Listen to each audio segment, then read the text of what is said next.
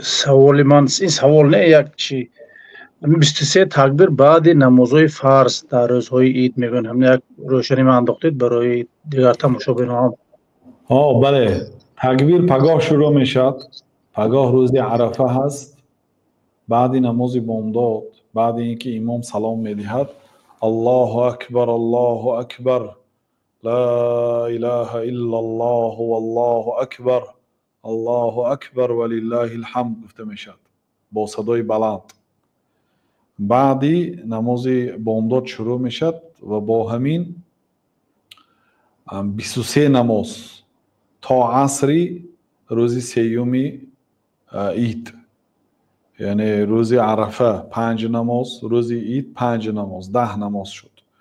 2 روزی بعد عید 20 نماز شد. سیوم روزی بعد عید 3 نماز بامداد پیشین عصر، یعنی 23 نماز تکبیر گفتن لازم است.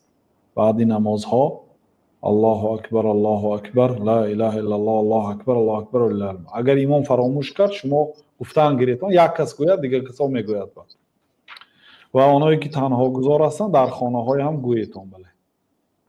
سبب پیدایشش کجا پیدا شد دیگه؟ پیامبر صلی الله علیه و سلم گفتن چون که الله تعالی گفت که واذکر الله فی ایام معدودات، الله تعالی را در روزهای معدودات، یعنی روزهای معلوم، روزهای عید، روزهای ایام تشریق بزرگ شمارید. حاجی های هم پگاه یکم سنگ میزنید تا سنگ زدن لبیک گویید.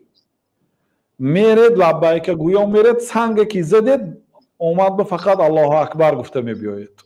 تلبیه بس است دیگه. تلبیه با اولین سنگ کنده میشد. الله اکبر الله اکبر لا اله الا الله والله اکبر الله اکبر ولله الحمد گفته میبیایید. در این روزها الله تعالی را بزرگ شمارید، یعنی الله اکبر را بسیار گویید. بله.